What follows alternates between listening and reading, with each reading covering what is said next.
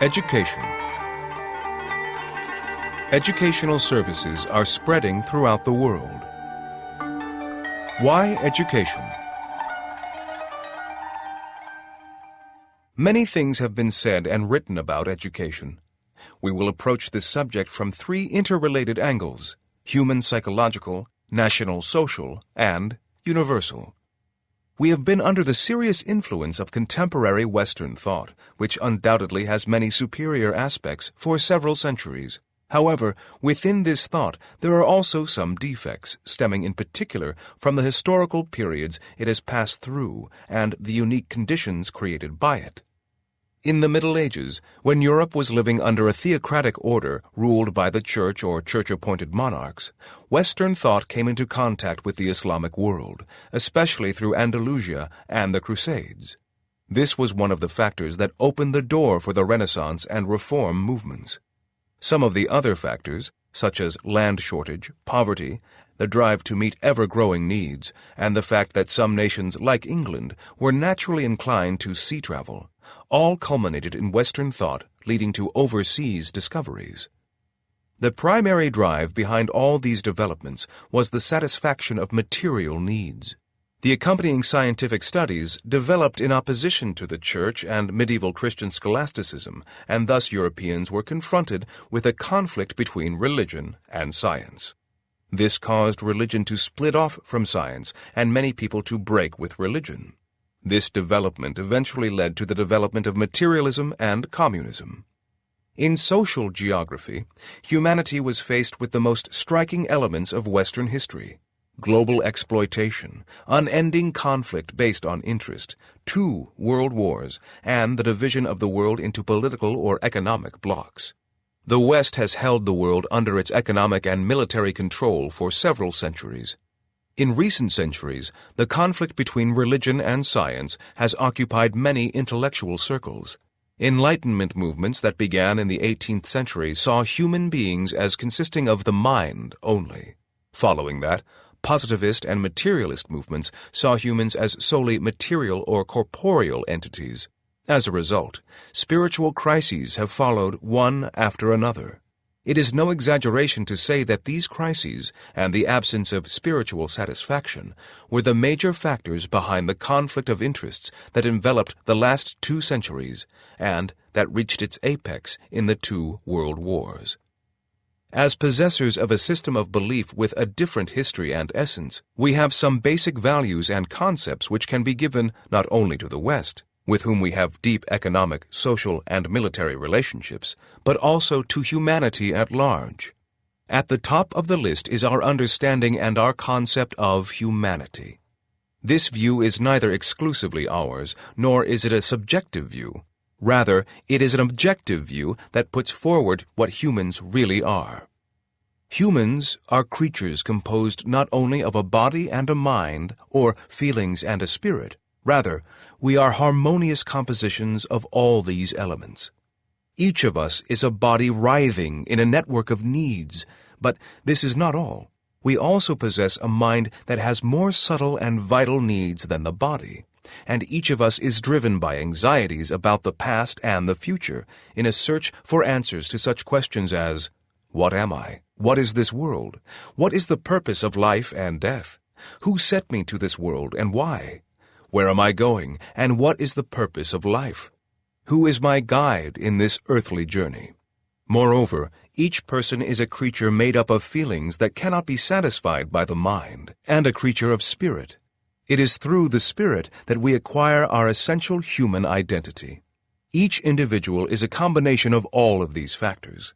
When a person around whom all systems and efforts revolve is considered and evaluated as a creature with all these aspects, and when all needs are fulfilled, then this person is able to attain true happiness. At this point, true human progress and evolution in relation to our essential being is possible only through education.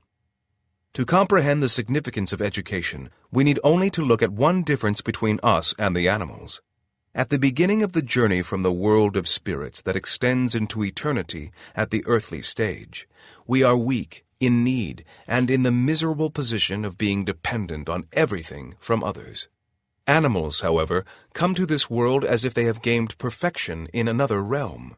Within 2 hours, 2 days, or 2 months after their birth, they have learned nearly everything they need to know. They have developed a full relationship with the universe and the laws of life. The strength to live and the ability to work that takes us 20 years to acquire is attained by a sparrow or a bee in 20 days. More correctly, they are inspired with this ability and strength. This means that the essential duty of an animal is not to become perfect through learning and evolving by gaining knowledge or by seeking help. These things imply a weakness that is not inherent in the nature of an animal. Rather, it is the duty of an animal to work according to its natural ability, and it is in this way that it actively serves its creator. On the other hand, we humans must learn everything when we come into this world, for we are ignorant of the rules of life. In fact, in 20 years, or perhaps even throughout our life, we still cannot fully learn the nature and meaning of the rules and conditions of life, nor can we completely understand our relationship with the universe. We are sent here in a very weak and helpless form. For example, we can stand on our feet only after 1 year. In addition, it takes us almost a whole life to learn what things are really in our interest and what are not. Only with the help of a social life can we turn toward our interests and avoid danger. This means that our essential duty as a creation that has come to this passing guest house with a pure nature is to reach stability and clarity in thought, imagination, and belief so that we can acquire a second nature and qualify to continue our life in the next, much more elevated realms. In addition, by performing our duties as servants, we must activate our hearts, spirits, and all our innate faculties. By embracing our inner and outer worlds, where innumerable mysteries and puzzles reside, we must comprehend the secret of existence and thus rise to the rank of true humanity. The religion-science conflict and its product, materialism, have seen nature, like humanity, as an accumulation of material created only to fulfill bodily needs. As a result, we are experiencing global environmental disasters. Let us consider this point. A book is the material manifestation, in the form of words, of a spiritual existence in the writer's mind. There is no conflict between these two ways of expressing the same truth and ideas in two different worlds. Similarly, a building has a spiritual existence in the architect's mind. It has a destiny or predetermination in the form of a plan. The material form is in the form of a physical structure. There is no conflict among the ways of expressing the same meaning, content, and truth of these three different worlds. To look for conflict would be nothing more than a wasted effort. Similarly, there can be no conflict among the Quran, the divine scripture, coming from God's attribute of speech, the universe, coming from his attributes of power and will, and the sciences that examine them. The universe is a mighty holy book, Quran, derived from God's attributes of power and will. In other words, if we can be forgiven for using such a prosaic comparison, the universe is just a large Quran that has been physically created by God for our instruction. In return, as it is an expression of the laws of the universe in yet another form, the Quran is a universe that has been codified and written down. In its actual meaning, religion does not oppose or limit science or scientific work. Religion guides sciences, determines their real goal, and puts moral and universal human values before science as guides. If this truth had been understood in the West, and if this relationship between religion and knowledge had been discovered, things would have been very different. Science would not have done more harm than good, nor would it have opened the way for producing bombs and other lethal weapons. Claims are made today that religion is divisive and opens the way for the killing of others. However, it cannot be denied that religion, in particular Islam, did not lead over the last few centuries to merciless exploitation. In particular, the wars and revolutions of the 20th century that killed hundreds of millions of people and left behind even more homeless, widows, orphans, and wounded were not down to Islam. Scientific materialism, a view of life and the world that had severed itself from religion and a clash of interests, caused this exploitation. There is also the matter of environmental pollution, which has been caused by scientific materialism, a basic peculiarity of modern Western thought. Underlying the global threat of pollution is the concept, brought about by scientific disbelief, that nature is an accumulation of things that has no value outside its ability to meet physical needs. In fact, nature is much more than a heap of material or an accumulation of objects. It has a certain sacredness, for it is an arena in which God's beautiful names are displayed. Nature is an exhibition of beauty and meaning that displays profound and vast meanings. Trees taking root, flowers blossoming, the taste and aroma of fruit, the rain, streams flowing, air being inhaled and exhaled, the soil nurturing innumerable creatures. Thus, a person's mind and heart become like a honeycomb. The nectar presented is made up of judgments and the faculty of contemplation. This travels all over the world, like the pollen that attaches itself to the honeybee. The honey of faith, virtue, love of humanity and all creatures for the sake of the Creator, the nectar of helping others, sacrificing oneself to the extent that one forgoes the passion of life so that others can live, and providing service to all creation. This is what oozes from this honeycomb. As stated by Bediüzzaman, there is an understanding of education that sees the illumination of the mind in science and knowledge, and the light of the heart in faith and virtue. This understanding, which makes the student soar in the skies of humanity on two wings and seek God's approval through service to others, has many things to offer. It rescues science from materialism, from being a factor that is as harmful as it is beneficial, both from material and spiritual perspectives, as well as preventing science from becoming a lethal weapon. Such an understanding, in Einstein's words, will not allow religion to remain crippled, nor will it allow religion to be perceived as being cut off from intelligence, life, and scientific truth, nor as a fanatical institution that builds walls between individuals and nations. Serving humanity through education. Due to rapid developments in transportation and communication, the world has become a global village. Nations have become like next-door neighbors. However, we must remember that in a world like this, national existence can be ensured only by protecting the specific characteristics of each nation. In a unified mosaic of nations and countries, those that cannot protect their unique characteristics, patterns, or designs will disappear. As with all other nations, our essential characteristics are religion and language, history, and the motherland. What Yahya Kemal, a famous Turkish poet and writer, expressed with great emotion in The Districts Without a Call to Prayer, was that our culture and civilization had been brought from Islam and Central Asia and had been needed for centuries in Anatolia, Europe, and even Africa. All people need one another. As mentioned above, we have more to give humanity than we have to take. Today, voluntary or non-governmental organizations have established companies and foundations and are enthusiastically serving others in the name of Islam. The large-scale acceptance of the educational institutions that have spread all over the world, despite the great financial difficulties that they have faced, and the fact that they are competing with and frequently surpassing their Western peers in a very short period of time, should be proof that what we have said cannot be denied. The Turkish people have accumulated many problems over the past few centuries. At the base of these problems lies our mistaken concentration on the exterior of Islam and the neglect of its inner pearl.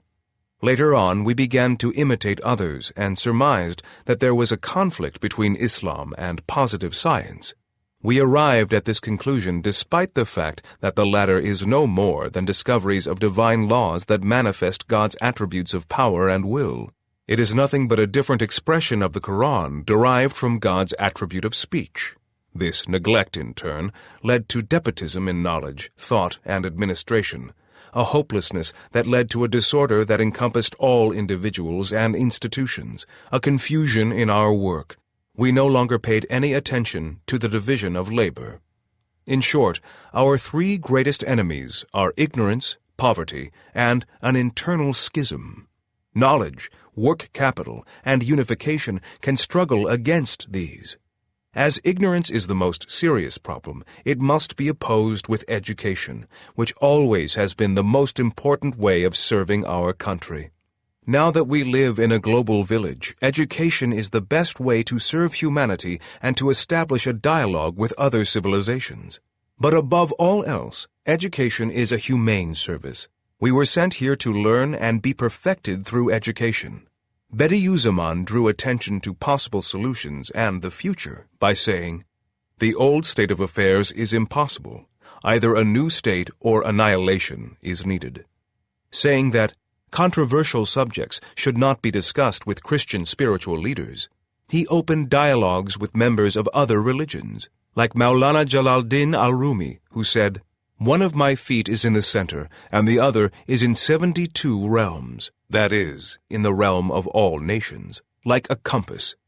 He drew a broad circle that encompassed all believers, implying that the days of brute force were over. Bediüzzaman said, "Victory with civilized persons is won through persuasion," thus pointing out that dialogue, persuasion, and discussion based on evidence are essential for those of us who seek to serve religion. By saying that, in the future humanity will turn toward knowledge and science, and in the future reason and words will govern, he encouraged knowledge and dialogue. Finally, by putting aside politics and direct political involvement, he drew the basic lines of the truly religious and national service in this age and in the future. In the light of such principles, I have encouraged people to serve the country in particular and humanity in general through education. I called on them to help the state educate and help people to develop by opening schools.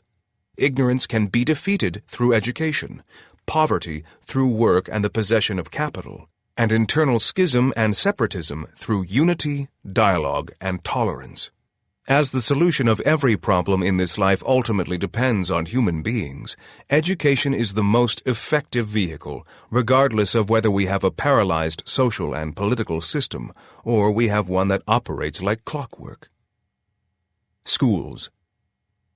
After the government granted permission for the opening of private schools, many people voluntarily chose to spend their savings on serving the country instead of passing into the next world after having spent this life in pursuit of a frivolous existence. In fact, people have done so with the enthusiasm normally given to worship. It is impossible for me to know about all of the schools that have been opened both here and abroad.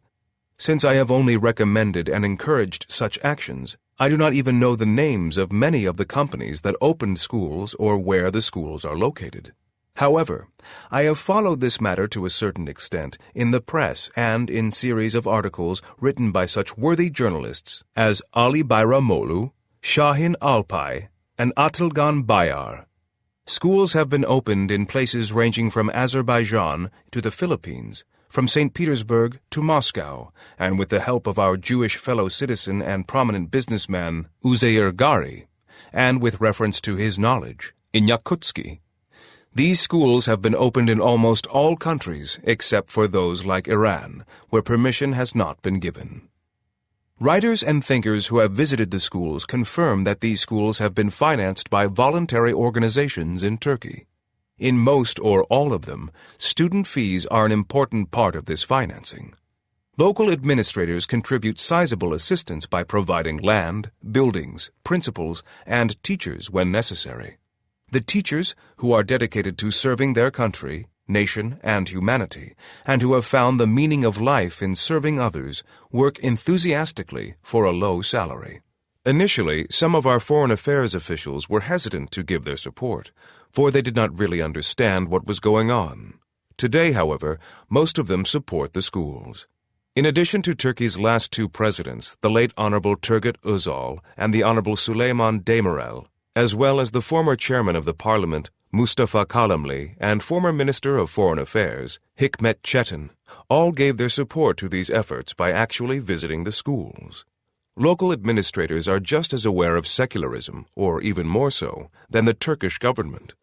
It has been explained by enlightened journalists like Şahin Alpay AHBÂR-I and many others, in a way similar to Ali Bayramolu's observations, that these countries do not feel the slightest concern regarding these schools for the future. In fact, speaking at the opening ceremonies for the school in Moscow, the head of the Moscow National Education Office said, "There are two important events in Russia's recent history. One of these is Gagarin's journey to the skies. The other is the opening of a Turkish school here." He described this as an historic event. For some, this life consists of the few days passed in this earthly guest house in pursuit of the fulfillment of the ego's desires. Other people have different views, and so give life a different meaning. For me, this life consists of a few breaths on the journey that begins in the world of spirits and continues eternally either in heaven or, God forbid, hell. This life is very important, for it shapes our afterlife. Given this, we should spend it in ways designed to earn the eternal life in paradise and gain the approval of the giver of life. This path passes through the inescapable dimension of servanthood to God by means of serving, first of all, our families, relatives, and neighbors, and then our country and nation, with finally humanity and creation being the object of our efforts. This service is our right. Conveying it to others is our responsibility. Education from cradle to grave.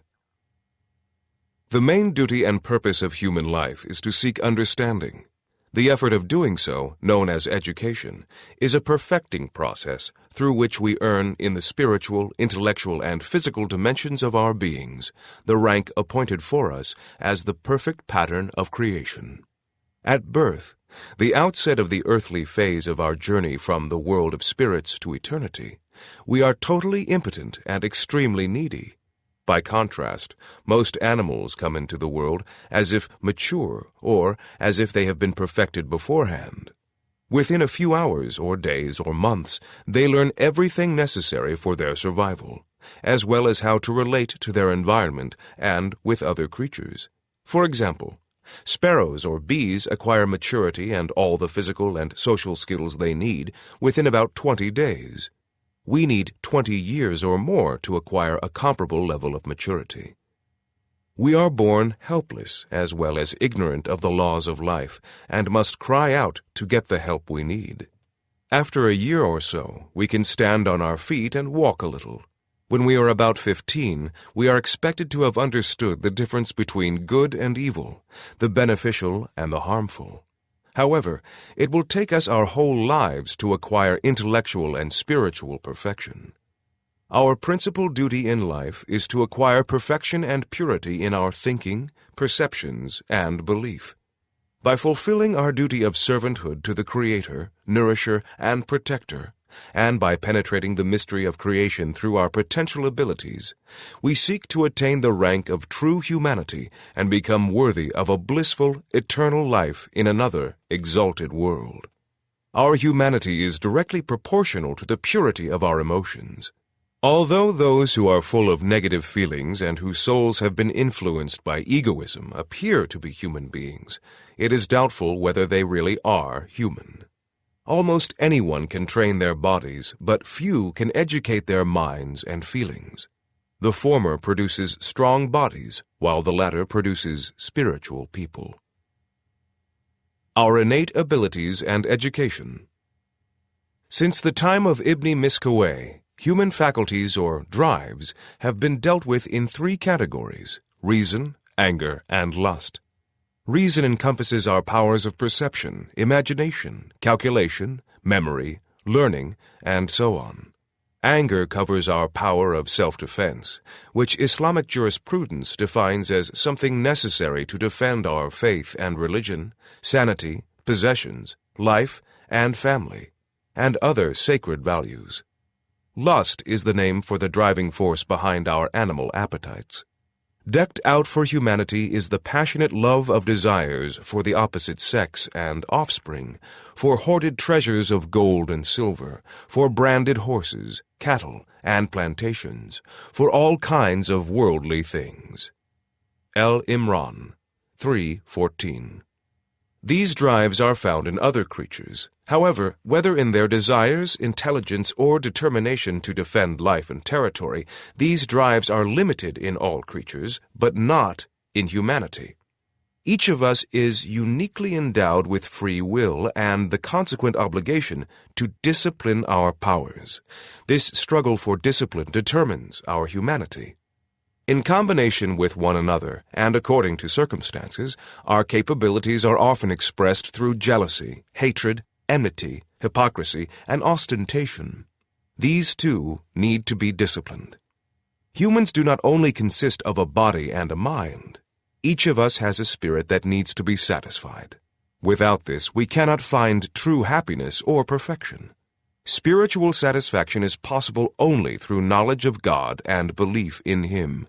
Confined within the physical world, our own particular carnal self, time, and place can feel like a dungeon. We can escape this imprisonment through belief and regular worship, and by refraining from extremes while using our faculties or powers. We must not seek to destroy our drives, but rather to use our free will to contain and purify them, to channel and direct them toward virtue. For example, we are not expected to eliminate lust, but to satisfy it lawfully through reproduction. Happiness lies in confining our lust to the lawful bounds of decency and chastity, not in engaging in debauchery and dissipation. Similarly, jealousy can be channeled into emulation free of rancor, which inspires us to emulate those who excel in goodness and good deeds. Applying the proper discipline to our reason results in the acquisition of knowledge and ultimately of comprehension or wisdom. Purifying and training anger leads to courage and forbearance. Disciplining our passion and desire develops chastity. If every virtue is thought of as being the center of a circle, and any movement away from the center is thought of as being a vice, then the vice becomes greater as we move further away from the center. Every virtue, therefore, has innumerable possible vices, since there is only one center of a circle, but an infinite number of points around it. It is irrelevant in which direction the deviation occurs, for deviation from the center in whatever direction is a vice. There are two extremes related to each moral virtue, deficiency or excess. The two extremes connected with wisdom are stupidity and cunning. For courage, they are cowardice and rashness, and for chastity, lethargy and uncontrolled lust. So a person's perfection, the ultimate purpose of our existence, lies in maintaining a condition of balance and moderation between the two extremes relating to every virtue. Ali ibn Abu Talib is reported to have said, God has characterized angels by intellect without sexual desire, passion, or anger, and animals with anger and desire without intellect. He exalted humanity by bestowing upon them all of these qualities. Accordingly, if a person's intellect dominates his desire and ferocity, he rises to a station above that of angels, because this station is attained by a human being in spite of the existence of obstacles that do not vex angels. Improving a community is possible only by elevating the young generations to the rank of humanity, not by obliterating those who are on the wrong path. Unless a seed composed of faith, tradition, and historical consciousness is germinated throughout the country, new evil elements will appear and grow in the place of each eradicated evil. The true meaning and value of education. Education through learning and leading a commendable way of life is a sublime duty that is the manifestation of the divine name Rab, or educator and sustainer. By fulfilling this, we are able to attain the rank of true humanity and to become a beneficial element of society. Education is vital for both societies and individuals. First, our humanity is directly proportional to the purity of our emotions. Although those who are full of evil feelings and whose souls are influenced by egoism appear to be human beings, whether they really are so is questionable. Almost anyone can train themselves physically, but few can educate their minds and feelings. Second, Improving a community is possible by elevating the common generations to the rank of humanity, not by obliterating the bad ones. Unless the seeds of religion, traditional values, and historical consciousness are germinated throughout the country, new negative elements will inevitably grow up in the place of every negative element that has been eradicated. A nation's future depends on its youth. Any people who want to secure their future should apply as much energy to raising their children as they devote to other issues. A nation that fails its youth, that abandons them to foreign cultural influences, jeopardizes their identity and is subject to cultural and political weakness. The reasons why we are able to observe the indulgence in vice in today's generation, as well as the reasons for the incompetence of some administrators and similar nationwide troubles, can be found in the prevailing conditions and ruling elite of 25 years ago. Likewise, those who are charged with the education of the young people of today will be responsible for the vices and virtues that will appear in the next 25 years. Those who wish to predict a nation's future can do so accurately by taking full account of the education and upbringing given to its young people. Real life is possible only through knowledge. Thus, those who neglect learning and teaching should be counted as being dead, even though they are living. We were created to learn and communicate to others what we have learned. Making correct decisions is dependent on possessing a sound mind and being capable of sound thought. Science and knowledge illuminate and develop the mind. For this reason, a mind deprived of science and knowledge cannot make the right decisions. It is always exposed to deception and is subject to being misled. We are only truly human if we learn, teach, and inspire others. It is difficult to regard those who are ignorant and without desire to learn as being truly human. It is also questionable whether learned people who do not renew and reform themselves in order to set an example for others are truly human. Status and merit acquired through knowledge and science are higher and more lasting than those obtained through other means. Given the great importance of learning and teaching, we must determine what is to be learned and taught, and when and how to do so. Although knowledge is of value in itself, the purpose of learning is to make knowledge a guide in life and to illuminate the road to human perfection. Thus, any knowledge not appropriated for the self is a burden to the learner, and a science that does not direct one toward sublime goals is a deception. But knowledge acquired for a legitimate purpose is an inexhaustible source of blessings for the learner. Those who possess such a source are always sought out by people, like a source of fresh water, and are able to lead people to good. Knowledge limited to empty theories and unabsorbed pieces of learning, which arouses suspicions in minds and darkens hearts, is a heap of garbage around which desperate and confused souls flounder. Therefore, science and knowledge should seek to uncover the nature of humanity and the mysteries of creation. Any knowledge, even scientific knowledge, is legitimate only if it sheds light on the mysteries of human nature and enlightens the dark areas of existence. Family, school, and environment. People who want to guarantee their future cannot be indifferent to how their children are educated. The family, school, environment, and mass media should all cooperate to ensure the desired result. Opposing tendencies among these vital institutions will subject young people to contradictory influences that will distract them and dissipate their energy. In particular, the mass media should contribute to the education of the young generation by following the education policy approved by the community. The school must be as perfect as possible with respect to its curriculum, the scientific and moral standards of the teachers, and its physical conditions. A family must provide the necessary warmth and atmosphere in which to raise children. In the early centuries of Islam, minds, hearts, and souls strove to understand that which the Lord of heavens and the earth approves.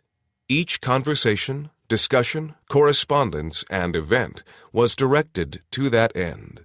As a result, whoever could do so imbibed the correct values and spirit from the surrounding environment. It was as if everything was a teacher which would prepare the individual's mind and soul and develop his or her capacity to attain a high level in Islamic sciences. The first school in which we receive the necessary education to be perfected is the home. The home is vitally important for raising a healthy generation and ensuring a healthy social system or structure. This responsibility continues throughout life. The impressions we receive from our family cannot be obliterated later in life. Furthermore, the family's control over the child at home with respect to other siblings and toys continues at school with respect to the child's friends, books, and places visited. Parents must feed their children's minds with knowledge and science before their minds become engaged in useless things, for souls without truth and knowledge are fields in which evil thoughts are cultivated and grown. Children can receive a good education at home only if there is a healthy family life. Thus, marriage should be undertaken to form a healthy family life and so contribute to the permanence of one's nation in particular and of the human population in general. Peace, happiness, and security at home establish mutual accord between the spouses in thought, morals, and belief. Couples who decide to marry should know each other well and consider purity of feelings, chastity, morality, and virtue rather than wealth and physical charms. The mischief and impudence of children reflect the atmosphere in which they are being raised. A dysfunctional family life increasingly reflects upon the spirit of the child and therefore upon society. In the family, older members should treat younger ones with compassion, and the young should show respect for their elders. Parents should love and respect each other and treat their children with compassion and due consideration of their feelings. They must treat each child justly and not discriminate among them. If parents encourage their children to develop their abilities and be useful to themselves and the community, then they have given the nation a strong new pillar. If they do not cultivate the proper feelings in their children, they release scorpions into the community. The school and the teacher. A school may be compared to a laboratory. It offers an elixir that can prevent or heal the ills of life.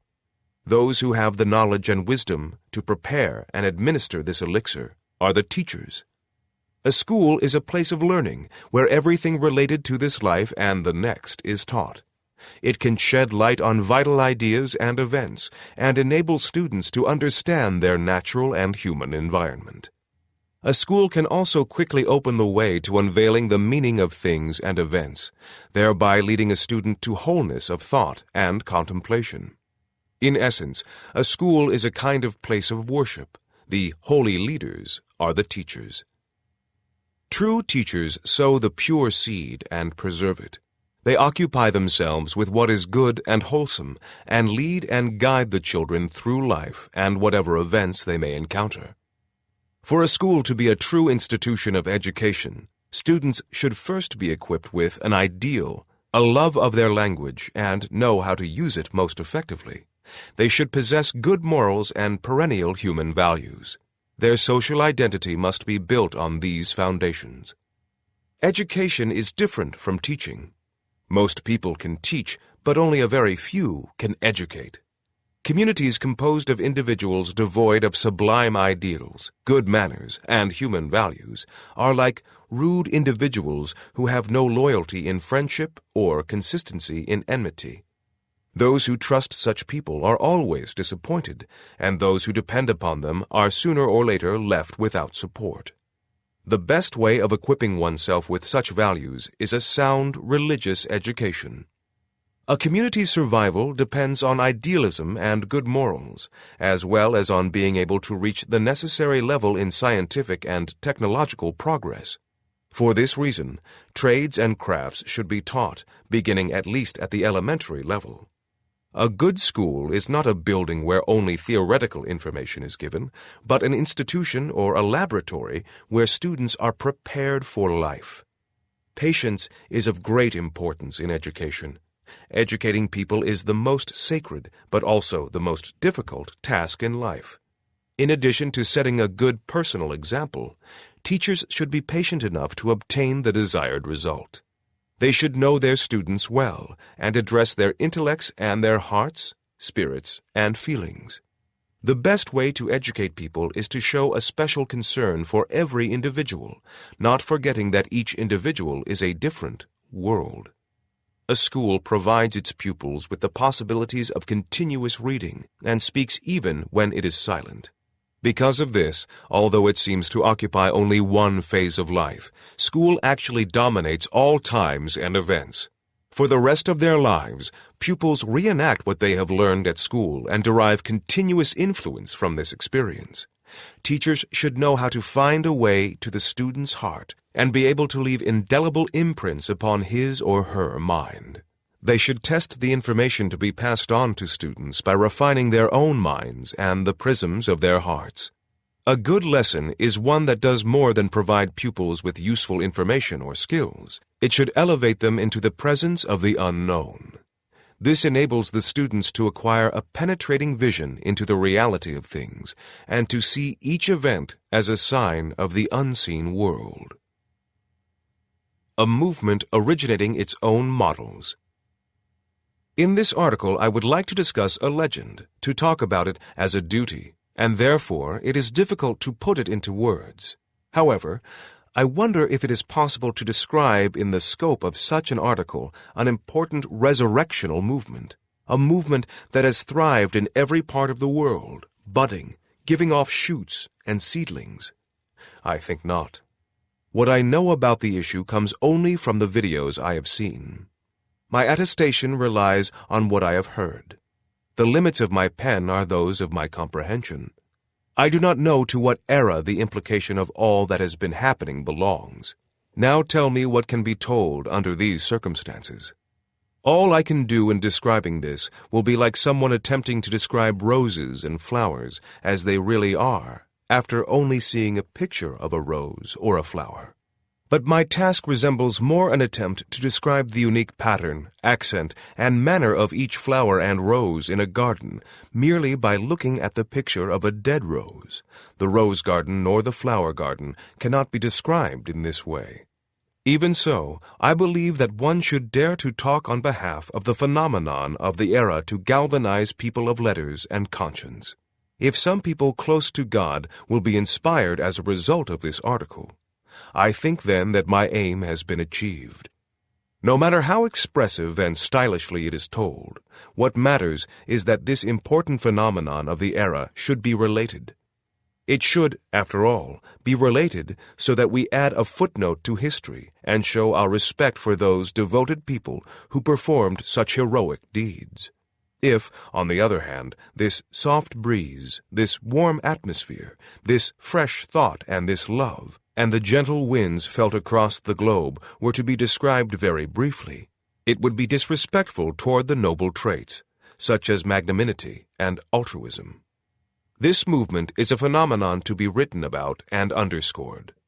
A few dozen passionate people set off in all directions for the sake of God, without stopping to think about their longings or their feelings of separation, and without uttering the words foreign lands or unknown places at a time when nobody could even fathom what lay ahead. They were full of determination, firm of intention, and self-reliant. They suppressed their love for their country and their homeland, replacing it with a love for mission. They were aware of their efforts for the cause of God as few have been. They lived as such, and they walked to the east and to the west, saying, "We have entered the path of love. We are lovesick." At the most colorful period of their lives, when worldly pleasures and material objectives attract young people with an irresistible lure, and when physicality oppresses the hearts and minds of a person, they virtually flew to all these places with a passion for accomplishment that suppressed the various desires and compulsions. The excitement of those in the first row was in their hearts. This flight abroad was not like the departure of lovelorn youths who chased a false siren that had entered their lives at an unlucky time. Those youths who pursued their dreams for a lifetime, who became lovesick, and who were strangers to their own nature, yet unable to reach the desired goal.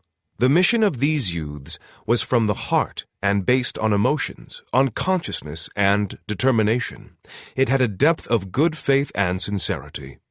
You could say that these were the usual dynamics of faith, the natural conditions of divine ambition, the ideals of the devoted, the guides of the infinite light, or the efforts of those who had abandoned their selves and their beloved ones in order to express themselves. Indeed, they were neither prevented by their own shortcomings, nor did they surrender to the obstacles in their way. They walked to the far corners of the world, the only never-fading love in their hearts being God's favor and the ambition to meet Him. They walked. The roads took pride in this. The angels cheered them on, and, naturally, the devils beat their breasts. They walked. They had neither horses nor cars, nor weapons nor ammunition. Their source of energy was their incredible faith and the excitement in their hearts that seethed like magma. On the horizon was the happiness of humanity, consent, and pleasure. Their destiny equaled that of the companions and the disciples. Soon after dawn they attained, with their chastity and purity, a manner that was tantamount to kinship with the angels. They became a theme for legends and a thing of never-fading memory. They brought streams of light from eternity wherever they went. They lit a fire all around. The flame, ember, and smoke of this fire was happiness. The spell of tyranny and darkness gave way. The disbelieving bats were deprived of their sleep, and darkness unceasingly grumbled. Lies, calumny, and intrigue were hindered once again. All this made boorish thoughts and bigotry intolerably arrogant, making it want to tread on others' ideas and set up traps for faith. However, all opposition was in vain. The light shone everywhere. The light that radiated from eternity embraced the entire world. Now it was the time and the epoch of the bright souls, although the murky situation still prevailed and the horizons were foggy. But the magic of darkness and the boorish thoughts were already undone.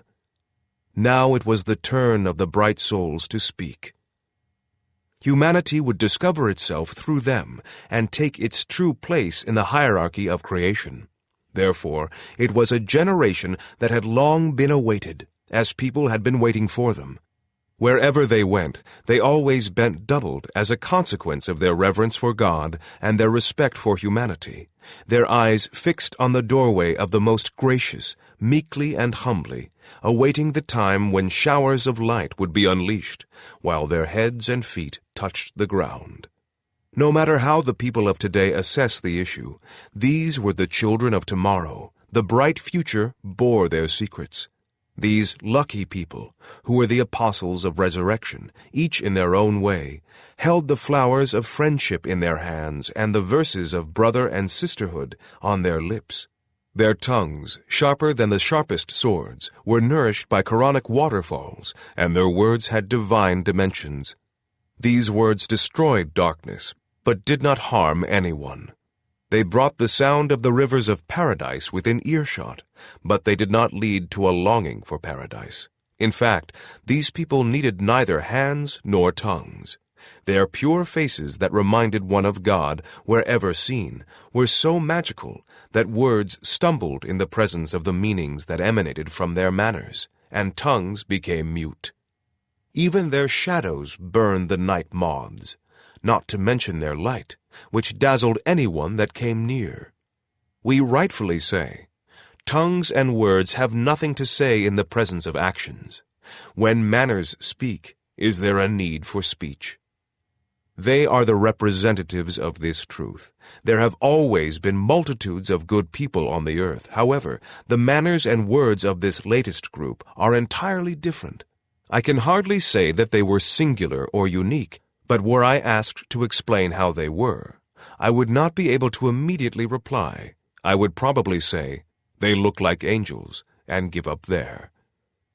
Wherever these bright souls go, dry deserts turned into gardens of Eden thanks to the light they radiated. Much coal has been transformed into diamonds. Natures made of mud and stone have ascended to the rank of gold and silver. And everybody is talking about them now, waiting for the days when the love, brotherhood, and tolerance they promised will be realized. Today, only those who confuse darkness and light and who spend their lives in the realm of physicality are speaking against them. The bats are uneasy. The wolves and jackals are baring their teeth. The fools are restless. I find all these natural and say, everybody exhibits his or her true nature. Whatever happens, despite those who blow out the candles, these men have long illuminated the hearts that are thirsty for light wherever they go. They warn the pure natures of what lies behind things and events, and they announce the universal human values to unspoiled souls. I firmly believe that, just as intercontinental obstacles were once overcome thanks to the Quran, and love, respect, and dialogue were permanently established, a new ground for agreement has been or will be founded by the efforts of these lucky people today. Humanity used to recognize our nation with its smiling face and fortunate destiny. Why should this very fact not also be true today? A flood of love among the people has started overflowing in almost every place that these bearers of the mission visit. There have been breezes of happiness and gladness, one after another, that can be felt all around. Moreover, islands of peace, which we can call invulnerable castles of harmony and stability, are forming near and far. Who knows? Maybe in the near future, thanks to these volunteers who devote themselves to letting others live, the mind and soul will embrace each other once again. Conscience and logic will become complementary depths of each other. Physics and metaphysics will stop fighting and withdraw to their own realms, and everything will find the opportunity to express the beauty in its own nature through its own language. The intricacy of legislative rules and the principles of creation will be rediscovered. People will regret having fought each other over nothing. An atmosphere of peace that was not previously established in the marketplaces, in the schools and homes, will be established, and breezes of happiness will blow. Chastity will not be violated. Honesty will not be oppressed. Hearts will always breathe respect and esteem. No one will envy others, their property or their reputation. The powerful will treat the weak justly. The weak and the poor will have the chance to live humanely. Nobody will be arrested on the strength of mere suspicions. No dwelling or workplace will be attacked. Nobody's blood will be shed, and the weak will not cry. Everybody will adore God and love humanity. It is only then that this world, which is the hallway to paradise, will become an Eden that is fascinating to live in.